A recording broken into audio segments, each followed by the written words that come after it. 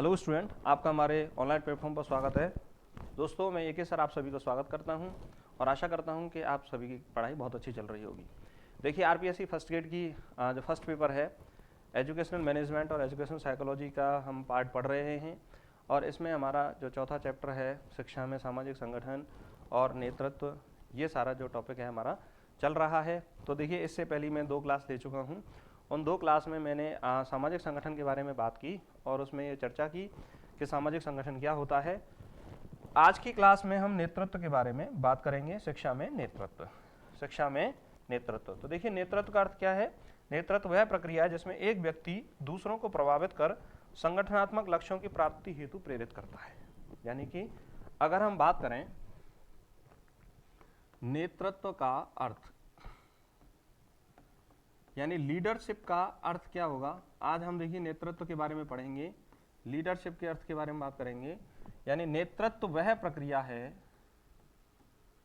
नेतृत्व वह प्रक्रिया है, वह प्रक्रिया है, आराम से पढ़ेंगे, ज्यादा हमें कोई जल्दबाजी नहीं है। वह प्रक्रिया है जिसमें एक व्यक्ति दूसरों को प्रभावित कर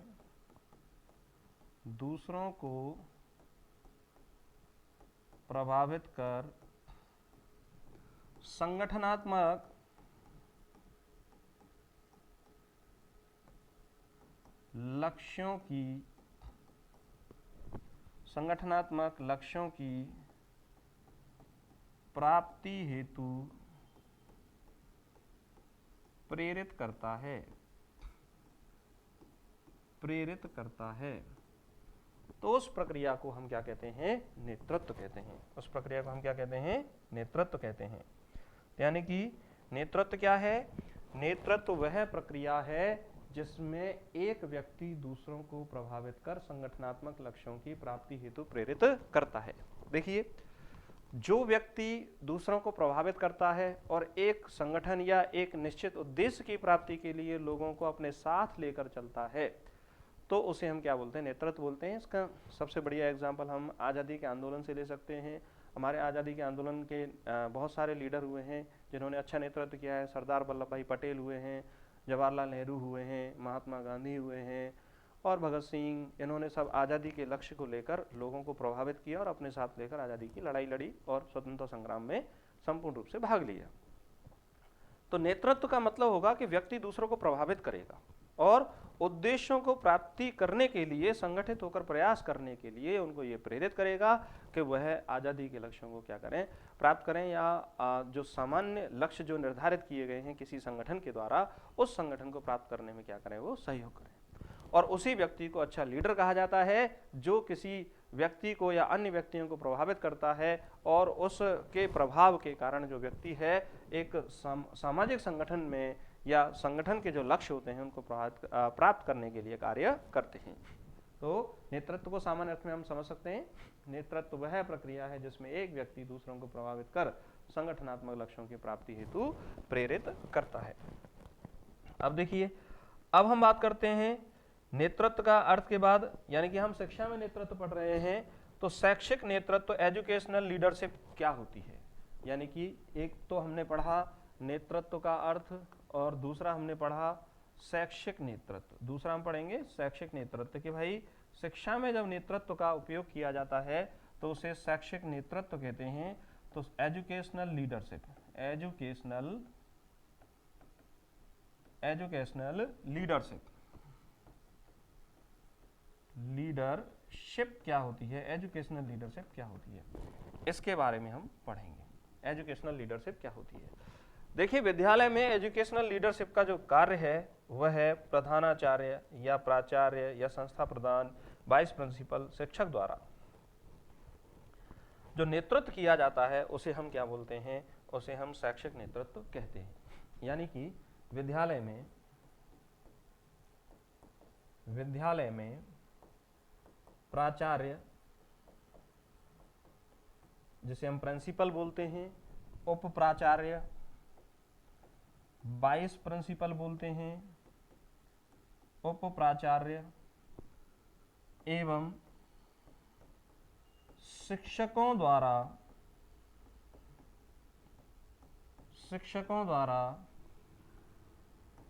किया गया नेतृत्व शैक्षिक नेतृत्व कहलाता है। शैक्षिक नेतृत्व कहलाता है।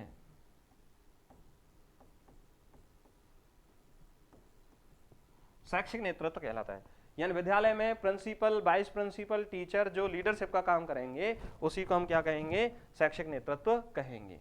तो नेतृत्व की परिभाषा हम समझ सकते हैं कि नेतृत्व वह प्रक्रिया है जिसमें एक व्यक्ति दूसरों को प्रभावित कर संगठनात्मक लक्ष्यों की प्राप्ति हेतु उन्हें प्रेरित करता है, और यही काम स्कूल में प्रिंसिपल करे, वाइस प्रिंसिपल करे, टीचर करे, तो उसे हम क्या बोलेंगे, शैक्षिक नेतृत्व, एजुकेशनल लीडरशिप उसको कहेंगे।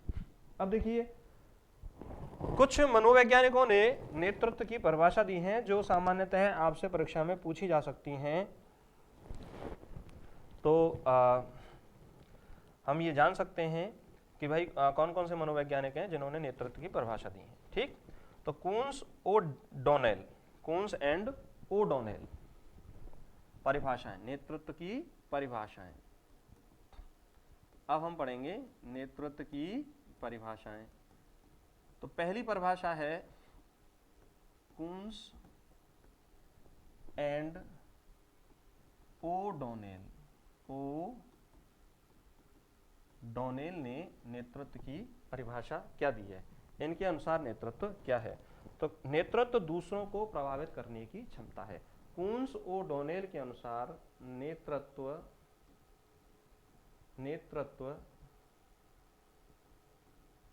दूसरों को प्रभावित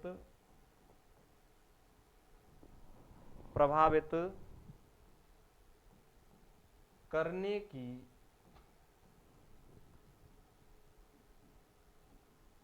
क्षमता है, यानी नेतृत्व दूसरों को प्रभावित करने की क्षमता है। यह परिभाषा किसने दी है, कून्स ओडोनेल ने। टेरी ने क्या कहा है, नेतृत्व समूह को लक्ष्यों की ओर प्रेरित करने की क्रिया है। टेरी मनोवैज्ञानिक हैं। टेरी ने क्या कहा है, टेरी ने कहा है कि नेतृत्व समूह को लक्ष्यों की ओर प्रेरित करने की प्रक्रिया है। नेतृत्व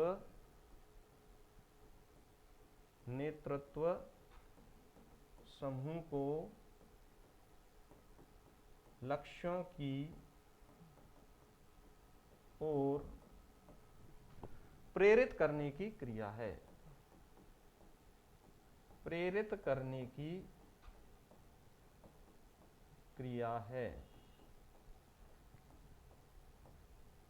यह परिभाषा किसने दी है, टेरी ने दी है। यानी टेरी के अनुसार नेतृत्व लोगों को या समूह को प्रेरित करने की क्या है, क्रिया है। अगले जो मनोवैज्ञानिक है हेमफिल, नेतृत्व समूह व्यवहार को दिशा देने की कला है।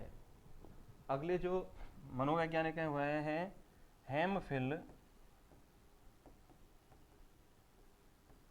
हेमफिल। इन्होंने कहा है कि नेतृत्व समूह व्यवहार को दिशा देने की कला है। नेतृत्व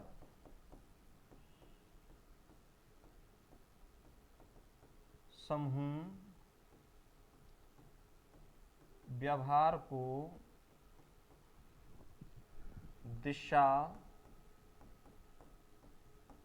देने की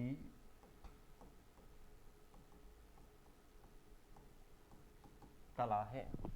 यानी कि ये प्रमुख परिभाषाएं हैं जो आपसे परीक्षा में पूछी जा सकती हैं। देखिए पेपर का स्वरूप जो है वो आजकल बदलता हुआ पैटर्न है, कहाँ से क्या पूछ लिया जाए ये निर्धारित नहीं है, लेकिन फिर भी हम ये प्रयास करेंगे कि जितना अधिक हम सिलेबस को टच कर सकते हैं, जितना अधिक हम उस पॉइंट को टच कर सकते हैं परीक्षा की दृष्टि से जो इम्पोर्टेंट है, उन सभी के बारे में बात करेंगे। तो नेतृत्व की ये परिभाषाएं आपसे पूछी जा सकती हैं। पहली परिभाषा है कून्स ओडोनेल। देखिए ये इंपॉर्टेंट परिभाषा है, ये आपसे पूछी जा सकती है। कून्स ओडोनेल ने नेतृत्व दूसरों को प्रभावित करने की क्षमता माना है नेतृत्व को। फिर टेरी ने क्या कहा, नेतृत्व समूह को लक्ष्यों की ओर प्रेरित करने की क्रिया है। और हेम्फिल ने क्या कहा है, नेतृत्व समूह व्यवहार को दिशा देने की क्या है, कला है। ये 3 प्रमुख परिभाषाएं हैं जो आपसे परीक्षा में पूछी जा सकती हैं। चलिए अब हम बात करते हैं शैक्षिक नेतृत्व के उद्देश्य क्या हैं। शैक्षिक नेतृत्व के उद्देश्य, ये 3 परिभाषाएं हैं। इन 3 परिभाषाओं को आप अच्छे से याद कर लें। पहली परिभाषा क्या है, कूंस ओडोनेल, नेतृत्व दूसरों को प्रभावित करने की क्या है, क्षमता है। तो कूंस ओडोनेल ने क्षमता कहा है, प्रभावित करने की क्षमता कहा है नेतृत्व को। टेरी ने नेतृत्व समूह को लक्ष्यों की ओर प्रेरित करने की क्रिया है, तो लक्ष्यों की ओर प्रेरित करने की क्रिया कहा है टेरी ने। और हेम्फिल ने नेतृत्व समूह व्यवहार को दिशा देने की कला कहा है, नेतृत्व को समूह व्यवहार को दिशा देने की कला कहा है। अब हम बात करते हैं शैक्षिक नेतृत्व के उद्देश्य, यानी कि नेतृत्व जो विद्यालय में किया जाता है उसके उद्देश्य क्या है। शैक्षिक नेतृत्व, लीडरशिप, ध्यान दीजिए, प्रिंसिपल को लीडर माना जाता है किसी भी विद्यालय का। प्रिंसिपल को क्या माना जाता है, लीडर माना जाता है। तो अगला पॉइंट हमारा है शैक्षिक नेतृत्व के उद्देश्य।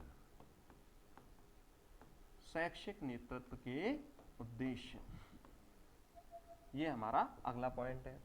शैक्षिक नेतृत्व के उद्देश्य, जो पहला उद्देश्य है, लीडरशिप क्यों की जाती है विद्यालय में, क्यों की जाती है, जिससे कि शैक्षिक गुणवत्ता को बढ़ाया जा सके। शैक्षिक गुणवत्ता को बढ़ाना, पहला प्रमुख उद्देश्य होगा शैक्षिक गुणवत्ता को बढ़ाना। यानी विद्यालय में जो हम पढ़ा रहे हैं उसका उद्देश्य यह होना चाहिए कि बढ़िया पढ़ाई हो, तो शैक्षिक गुणवत्ता को बढ़ाना नेतृत्व का क्या है, उद्देश्य है। नेतृत्व के क्या है, उद्देश्य। दूसरा है शिक्षक विद्यार्थी में अच्छा संबंध स्थापित करना। शिक्षक एवं विद्यार्थियों में अच्छा संबंध स्थापित करना। शिक्षक एवं छात्रों के मध्य अच्छा संबंध बनाना, इसका उद्देश्य होता है लीडरशिप का। कि भाई टीचर और जो छात्र, टीचर से जिन छात्रों को पढ़ा रहा है, छात्र जिस टीचर से पढ़ रहे हैं, तो वो बहुत बढ़िया पढ़ पाए, बहुत अच्छा पढ़ पाए, बहुत बेटर पढ़ पाए। तो शिक्षक छात्रों के बीच अच्छा समन्वय बना रहे, तो उस समन्वय को बढ़ाना ही क्या कहलाता है, शैक्षिक नेतृत्व कहलाता है। अगला पॉइंट, अगले पॉइंट के बारे में हम बात करें, नवाचार को बढ़ावा देने के लिए शैक्षिक नेतृत्व किया जाता है और अनुशासन बनाए रखने के लिए शैक्षिक नेतृत्व किया जाता है। यानी नवाचार को बढ़ावा देने हेतु, बढ़ावा देना और विद्यालय में अनुशासन बनाए रखना,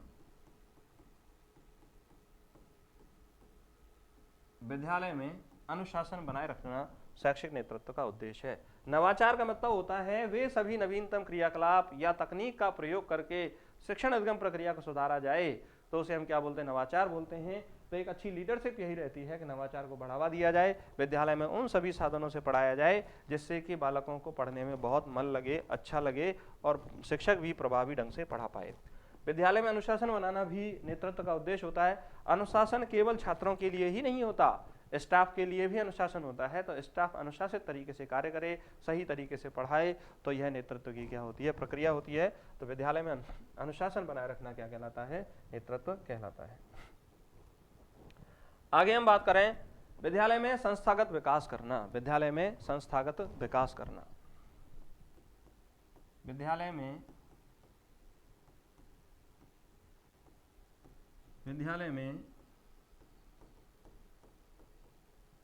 संस्थागत विकास करना।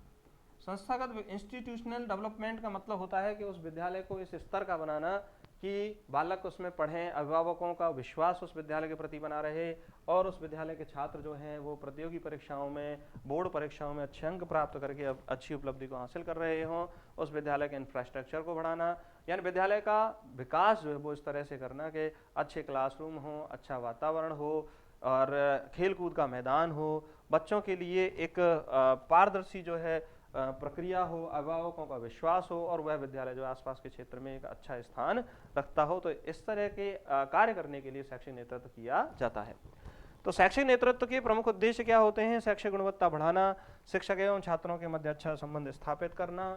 और शैक्षिक नेतृत्व का क्या उद्देश्य होता है? नवाचार को बढ़ावा देना, विद्यालय में अनुशासन बनाए रखना, विद्यालय में संस्थागत नियोजन करना, संस्थागत विकास करना, उस संस्था का विकास करना जिस विद्यालय में पढ़ाया जा रहा है। तो उसे हम क्या बोलते हैं? शैक्षिक नेतृत्व के उद्देश्य कहते हैं। तो इन उद्देश्यों के कारण लीडरशिप की जाती है और प्रिंसिपल एज अ लीडर होता है। किसी भी विद्यालय में प्रिंसिपल क्या होता है? एज अ लीडर होता है। तो आरपीएससी के लिए बहुत इंपॉर्टेंट क्वेश्चन भी बनता है कि प्रिंसिपल किस तरह से कार्य करता है किसी भी विद्यालय में? एक नेतृत्व करता है, एक लीडर के रूप में क्या करता है? कार्य करता है। अब हम बात करते हैं नेतृत्व के प्रकार। देखिए यहां से क्वेश्चन आरपीएससी में खूब पूछा जाता है, टाइप्स ऑफ लीडरशिप, नेतृत्व के प्रकार। कितने प्रकार का नेतृत्व पाया जाता है? नेतृत्व के प्रकार, टाइप्स ऑफ लीडरशिप, नेतृत्व के प्रकार। यहां से प्रश्न परीक्षाओं में पूछे जाते हैं। तो इन प्रश्नों को हमें याद रखना है, किस तरह के प्रश्न आते हैं। तो देखिए नेतृत्व के जो पहला प्रकार है वह है निरंकुश नेतृत्व, ऑटोक्रेट नेतृत्व। ऑटोक्रेट नेतृत्व यानी पहला प्रकार है निरंकुश नेतृत्व। इसे हम क्या बोलते हैं? ऑटोक्रेटेड या ऑटोक्रेट लीडरशिप। ऑटोक्रेट लीडरशिप, निरंकुश नेतृत्व। अब देखिए निरंकुश नेतृत्व के बारे में अगर हम कहें तो निरंकुश नेतृत्व का मतलब होता है जिसमें निर्णय नेता द्वारा किए जाते हैं, अनुशासन कठोर होता है। यानी कि निरंकुशता का भाव जिसमें पाया जाए, निरंकुशता का भाव पाया जाए, अर्थात निर्णय एक व्यक्ति द्वारा लिए जाएं या कुछ ही व्यक्तियों द्वारा लिए जाएं। देखिए आप सबको पता है कि नेतृत्व में सबसे उच्च कौन होता है? नेता होता है। तो नेता यदि निर्णय ले और अनुशासन कठोर हो तो इस तरह के नेतृत्व को कहा जाता है निरंकुश नेतृत्व। यानी कि इसमें निर्णय नेता द्वारा लिए जाते हैं और अनुशासन क्या होता है? अनुशासन कठोर होता है। अनुशासन क्या होता है? कठोर होता है।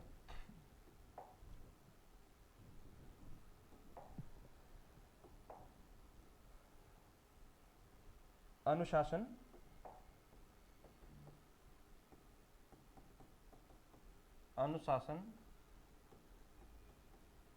कठोर होता है। अब देखिए इस तरह का जो नेतृत्व है वह आपातकाल हेतु उपयोगी है। यानी कि कोई इमरजेंसी कंडीशन बन रही हो और निर्णय तुरंत लेने की आवश्यकता हो, तो इस स्थिति में यदि कुछ ही व्यक्तियों द्वारा या एक व्यक्ति द्वारा जब निर्णय लिया जाता है तो वह निर्णय त्वरित निर्णय होता है और वह जरूरी भी होता है। तो इस तरह के नेतृत्व को हम क्या बोलते हैं? निरंकुश नेतृत्व। इसको हम ऑटोक्रेट लीडरशिप के नाम से जानते हैं। अब देखिए दूसरा, जब देखिए निरंकुश होता है तो दूसरा नेतृत्व क्या होगा? दूसरा होगा लोकतांत्रिक नेतृत्व, डेमोक्रेटिक लीडरशिप। दूसरा क्या होगा? दूसरा होगा लोकतांत्रिक नेतृत्व। लोकतांत्रिक नेतृत्व, इसे हम क्या बोलेंगे? Democratic leadership. डेमोक्रेटिक लीडरशिप के नाम से हम इस नेतृत्व को जानते हैं। देखिए निर्णय इसमें सहभागिता के आधार पर होते हैं। लोकतांत्रिक प्रक्रिया के आधार पर जब निर्णय हो तो उसे लोकतांत्रिक नेतृत्व कहते हैं।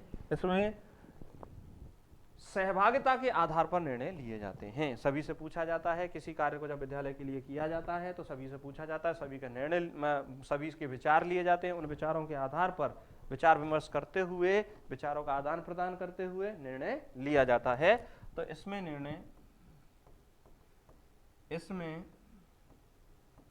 निर्णय सहभागिता आधारित होते हैं। सहभागिता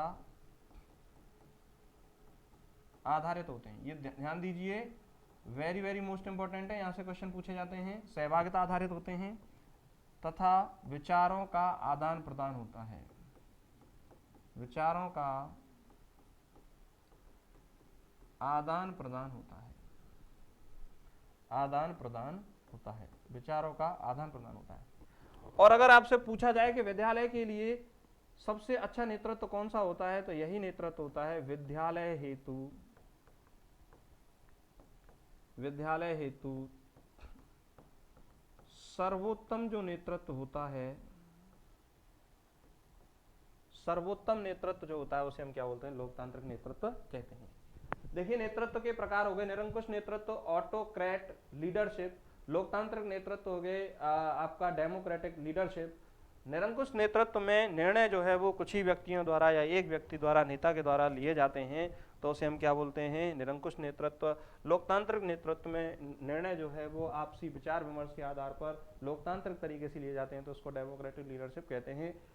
निरंकुश नेतृत्व में निर्णय नेता द्वारा, अनुशासन कठोर होता है, आपातकाल स्थिति के लिए इसको उपयोग किया जाता है। लोकतांत्रिक नेतृत्व डेमोक्रेटिक लीडरशिप होती है, इसमें निर्णय सहभागिता आधारित होते हैं, विचारों का आदान प्रदान किया जाता है और विद्यालय के लिए सर्वोत्तम प्रकार का नेतृत्व होता है। आगे हम पढ़ते हैं, अगला नेतृत्व क्या है? अगला है स्वच्छंद नेतृत्व। स्वच्छंद नेतृत्व, लीसेज फेयर लीडरशिप। तीसरा जो नेतृत्व है वह है स्वच्छंद नेतृत्व, लीसेज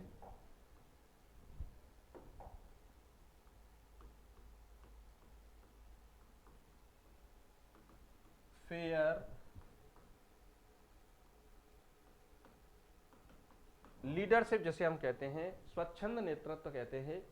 इसमें निर्णय स्वतंत्रता पर आधारित होते हैं, कोई भी निर्णय ले लेता है, निर्णय किसी के भी द्वारा होते हैं। इसमें निर्णय लेने में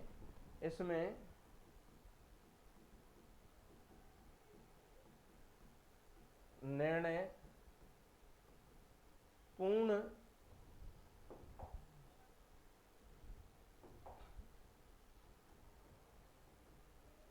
स्वतंत्रता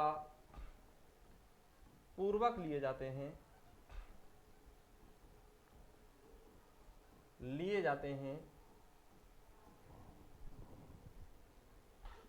यह विद्यालय के लिए कम प्रभावी है। यानी कि जब स्वच्छंद रूप से लिए जाएंगे, कुछ भी निर्णय लिया जाएगा, किसी के भी द्वारा कैसा भी निर्णय लिया जाएगा, तो विद्यालय सही तरह से कार्य नहीं कर सकता कभी भी। तो इसीलिए यह जो नेतृत्व है विद्यालय के लिए क्या है? कम प्रभावी है। तो हमें समझ में आया कि स्वच्छंद नेतृत्व क्या होता है। स्वच्छंद नेतृत्व ऐसा होता है जिसमें कभी भी किसी के द्वारा निर्णय लिए जाते हैं। अगला जो नेतृत्व है करिश्माई नेतृत्व, इसमें व्यक्तित्व का प्रभाव होता है और यह प्रेरणादायक होता है। करिश्माई नेतृत्व, करिश्माई नेतृत्व, करिश्माई नेतृत्व क्या होता है? इसमें नेतृत्वकर्ता के व्यक्तित्व का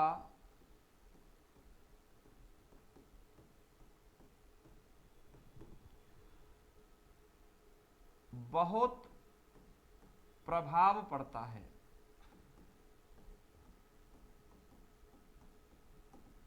यानी कि नेतृत्वकर्ता जो होता है उसके व्यक्तित्व का बहुत ज्यादा प्रभाव पड़ता है और इस तरह का जो नेतृत्व होता है वह प्रेरणादायक होता है। इस तरह का नेतृत्व क्या होता है? प्रेरणादायक होता है। यह प्रेरणादायक नेतृत्व है। देखिए, अगर कोई ऐसा व्यक्ति लीडरशिप कर रहा है जिसका व्यक्तित्व ही बहुत अपने आप में एक बहुत अच्छा व्यक्तित्व है, बहुत प्रभावशाली व्यक्तित्व है, तो वह व्यक्तित्व प्रेरणादायक होता है। और इस तरह के नेतृत्व को हम क्या क्या बोलते हैं? करिश्माई नेतृत्व के नाम से हम जानते हैं। अगला है परिवर्तनकारी नेतृत्व, ट्रांसफॉर्मेशनल लीडरशिप। यह नवाचार और विजन पर आधारित होता है। परिवर्तनकारी नेतृत्व, अगला जो नेतृत्व है वह है परिवर्तनकारी नेतृत्व, ट्रांसफॉर्मेशनल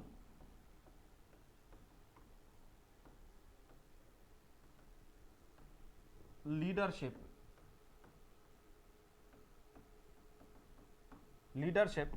देखिए, परिवर्तनकारी नेतृत्व का क्या मतलब होता है? ऐसा नेतृत्व जो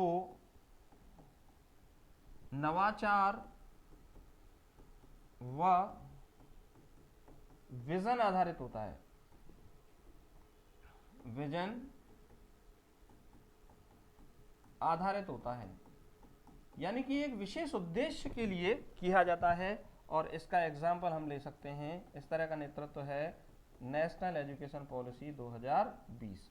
यानी नेशनल एजुकेशन पॉलिसी 2020 का एक नवाचार के उद्देश्य से, एक निश्चित विजन के उद्देश्य से इसका निर्माण किया गया है कि भारत में शिक्षा को परिवर्तित किया जाए। पुरानी शिक्षा प्रणाली को बदलते हुए हम नई शिक्षा प्रणाली की ओर आगे बढ़ रहे हैं। तो ऐसा नेतृत्व ट्रांसफॉर्मेशनल लीडरशिप कहलाता है, परिवर्तनकारी नेतृत्व इसको हम कहते हैं।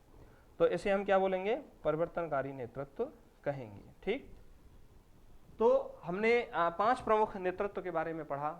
ठीक है, अब हम एक क्वेश्चन के माध्यम से इस क्लास को विराम देंगे और इस क्वेश्चन का आपको कमेंट के माध्यम से आंसर हमें देना है। क्वेश्चन क्या है?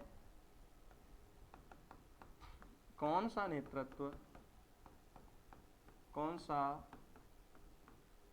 नेतृत्व किसी शैक्षिक संस्था के लिए, शैक्षिक संस्था हेतु अच्छा है? पहला है परिवर्तनकारी,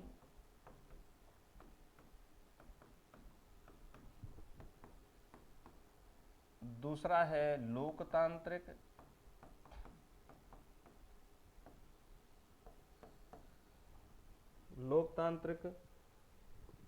नेतृत्व, और आपका तीसरा है स्वच्छंद नेतृत्व, और चौथा है उपरोक्त सभी। तो इस क्वेश्चन का आंसर आपको कमेंट के माध्यम से देना है। तो दोस्तों, आज हम इस क्लास को यहीं फिनिश करेंगे। आशा करता हूं कि आपको ये क्लास समझ में आई होगी। अगर आपको ये क्लास अच्छी लगी है तो इसे लाइक करो और दोस्तों तक सब्सक्राइब करो और हमारे इस गुरपथ ऑनलाइन प्लेटफॉर्म को जुड़िए। देखिए, हमारे इस ऑनलाइन प्लेटफॉर्म के साथ जुड़ने का आपको यही फ़ायदा है कि आपको सभी कक्षाएं जो है वो निःशुल्क प्राप्त होंगी। एक अच्छी तैयारी के लिए यहाँ पर टीम जुटी हुई है। हमारे अन्य सब्जेक्ट के जो शिक्षक है वो भी बहुत अच्छा पढ़ाते हैं, तो उनकी क्लासेस भी आप जरूर देखिए और आपको कहीं ना कहीं आपकी तैयारी में क्या मिलेगा? लाभ मिलेगा, चाहे वो किसी भी विषय का टीचर जो है इस प्लेटफॉर्म पर पढ़ाए। देखिए, ये प्लेटफॉर्म जो है वो लगातार शिक्षा के क्षेत्र से जुड़ा हुआ है और हमारा ये प्रयास रहेगा कि शिक्षा में हम कुछ नया करके आपको वह बेहतर उपलब्ध कराएं जो आपके जीवन के लिए, आपकी पढ़ाई के लिए बहुत ज़्यादा उपयोगी हो। तो हमारे साथ जुड़े रहिए और अपनी तैयारी को स्ट्रॉन्ग कीजिए और हमें कमेंट करके बताइए कि कितने स्टूडेंट आरपीएससी फर्स्ट ग्रेड की तैयारी कर रहे हैं और हमारे द्वारा जो ये सामग्री आपको प्रस्तुत की जा रही है वो कितनी आपको प्रभावशाली सिद्ध हो रही है। तो ये हमें कमेंट करके जरूर बताइए। ठीक है, हमारे साथ जुड़े रहिए। नमस्कार।